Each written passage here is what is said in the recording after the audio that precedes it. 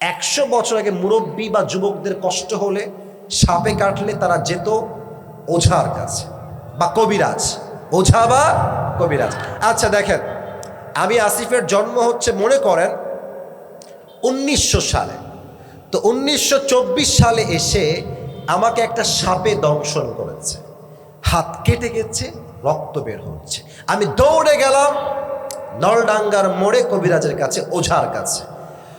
তো তখন তো কোনো ল্যাব ছিল না যে টেস্ট করবে যে কিসে কেটেছে। তো ওঝা কি করতেন, আচ্ছা বুঝাইতে হলে একটা টিস্যু লাগবে।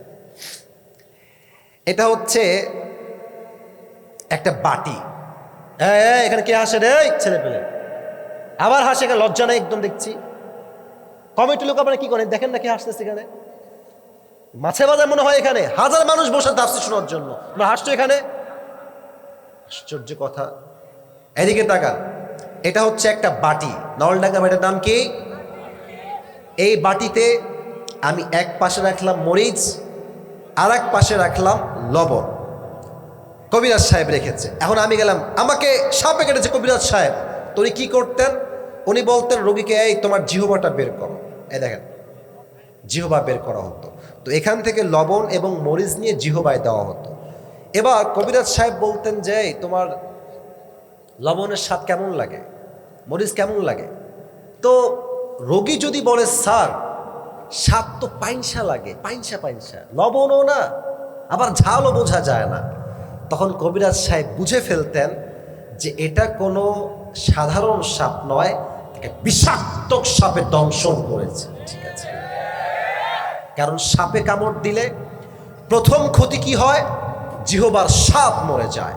মূল কথায় আসেন, মানুষের জীবনের সবচাইতে বড় বিষাক্ত সাপের নাম হচ্ছে শয়তান। শয়তান যখন মানুষকে ওয়াসওয়াসায় ফেলে, আর যখন মানুষ ওয়াসওয়াসায় পড়ে যায়, তার ঈমানের স্বাদ নষ্ট হয়ে যায়। তখন বোরকা পড়তেও ভাল লাগে, পার্কে গিয়ে প্রেম করতেও ভাল লাগে। তখন দাড়ি রাখতেও ভাল লাগে, সুদ খাইতেও ভাল লাগে। তখন মসজিদের সভাপতি হইতেও ভাল লাগে, ঘুষের সঙ্গে জড়িত হইতেও ভাল লাগে। ঠিক কিনা বলে? তখন ভালো কাজ কোনটা, খারাপ কাজ কোনটা, তখন আর বুঝে আসে না, অন্তরটা অসুস্থ হয়ে যায় যুবক ভাইরা। ঠিক কিনা বলো? আচ্ছা, আমাদের তো মা আছে, ভাবি আছে, মামি আছে, নানি আছে, আছে না? আপনি জিনিস খেয়াল করবেন, আমি নিজে দেখেছি আমার পার্সোনাল লাইফে, আমি নিজে দেখেছি, এটা নিজে দেখে ওয়াজ করছি। আমি দেখেছি যে এলাকার মায়েরা সত্যি অনেক ভালো, ওয়াজ মাহফিলে আসে, আবার দেখবেন রান্নাঘরে বসে বসে ওয়াজও শোনে। এরকম আপনাদের মারা শোনে না মাঝে মাঝে? আরে ভাই আমার সাথে কথা বল, শোনে না মাঝে মাঝে? শোনে, কিন্তু ওয়াজও শোনে, নামাজও পড়ে, আবার তসবিহ নিয়ে জিকিরও করে। আমি দেখেছি এইরকম মহিলা যে 5 ওয়াক্ত নামাজও পড়ে, সাইদি সাহেবের ওয়াজ শোনে, আজহারির ওয়াজ শোনে, শেখ আহমদুল্লাহর ওয়াজ শোনে। মহিলাটা ভালো, খারাপ না, 5 ওয়াক্ত নামাজও পড়ে। আবার এই মহিলাটাই সন্ধ্যার পরে বসে হিন্দি সিরিয়াল দেখে। মাফ চাচ্ছি, আমার কথা রাগ করবেন না। তো সমস্যা কোথায়? মেয়ে তো নামাজি মেয়ে, মা তো নামাজি মা, ভাবি তো নামাজি ভাবি, দেখে কেন সিরিয়াল?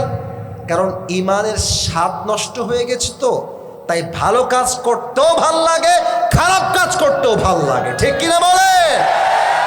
3 নাম্বারটা বড় মারাত্মক। নলডাঙ্গার ভাইয়েরা, যাদের হৃদয় মরে যায়, 3 নাম্বারে আল্লাহ বলছেন, কোরআন তো এখানে নাই, কোরআন আছে ওখানে, কোরআনটা এদিকে দেন।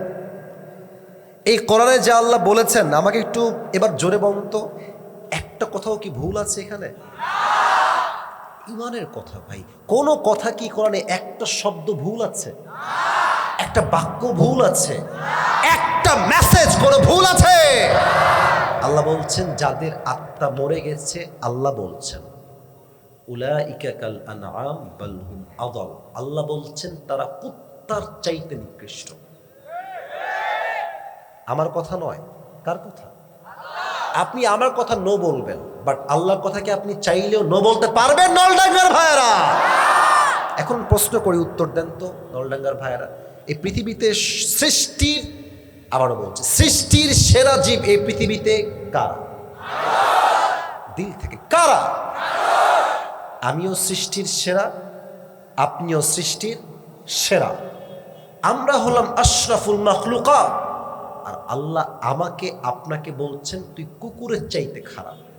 প্রশ্ন হতে পারে কেন এটা আল্লাহ বললেন? আমিও ভাবতাম কেন এই মানুষ কুত্তার চাইতে খারাপ কেমনে হয়। আমি সেই দিন গাড়িতে বসে বসে আল্লামা সাইদি হুজুরের একটা ওয়াজ শুনছিলাম, অনেক আগের একটা ওয়াজ, আপনিও শুনবেন, সার্চ করে লিখবেন যে ময়মনসিংহে সাইদি সাহেবের ওয়াজ, অনেক অসাধারণ ওয়াজটা উনি করছেন এই আত্মা নিয়ে ওয়াজ। উনি বললেন একটা এক্সাম্পল, উদাহরণ দিলেন, শুনলেই বুঝবেন যে আল্লাহ আমাদেরকে কুত্তার চাইতে খারাপ কেন বললেন। আচ্ছা, নরডাঙ্গার যে রাস্তাটা আমি আসলাম এই পাশ দিয়ে, আপনাদের রাস্তায় রাত 1টার সময় 2টার সময় কুত্তা থাকে না? মুরব্বীরা কথা কন, যুবকরা কথা কন, কুত্তা থাকে না? এই যে মাহফিল শেষে যখন বাসায় যাবেন, রাত বাজবে 1টা, একা থাকলে বুঝবেন বাস কারে কয়। চতুর্পাশ থেকে কুত্তা এমনি ধরে, মুরব্বী কয় আব্বা গো, ভয় কুত্তা ধরবে বলে। আচ্ছা এদিকে তাকান, উদাহরণ ভালো করে বুঝবেন, হাসির খোরাক দিচ্ছেন, উদাহরণ বুঝবেন। আমি আসিফ, আমার একটা কুত্তা আছে, নাম হচ্ছে টমি। নাম কি?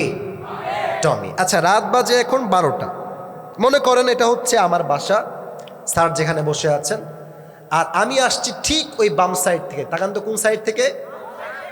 আমি দেখেন ওই যে হলুদ দেখা যায় না, হলুদ হলুদ আর নীল, ওখান থেকে আসছি। তো আমার কুত্তা আছে এই স্যারের যে, এই যে আমার বাসার সামনে। তো কুত্তা ভাবতেছে someone is coming from outside, কে যেন দূর থেকে আসে, অন্ধকারের চেহারা দেখা যায় না। দেখবেন কুত্তা দূর থেকে ঘেউ ঘেউ ঘেউ ঘেউ ঘেউ করে। মালিকের চেহারা দেখে নাই, মালিক যে আসছে চেহারা দেখে নাই। আমি আসিফ যখন আস্তে আস্তে আস্তে এই লাইটের কাছে চলে আসছি, চেহারা ক্লিয়ার হয়ে গেছে। আমি যখনই তার কাছে আসব, দেখবেন কুত্তা মালিক আসলে ঘেউ ঘেউ করতে সাউন্ড কমাই দিয়ে মাথা নত করে দেয়, মালিকের পায়ের কাছে ঝুঁকে যায়। আর কুত্তা তার ভাষায় বলে, I am extremely sorry sir, আপনাকে আমি চিনতে পারি নাই। আচ্ছা, এখন যদি এই মালিকের জায়গায় ডাকাত হয়, চোর হয়, কুত্তা কি ছাড়বে? আরে কতক্ষণ ছাড়বে? এবার দেখেন কি বলি আমি।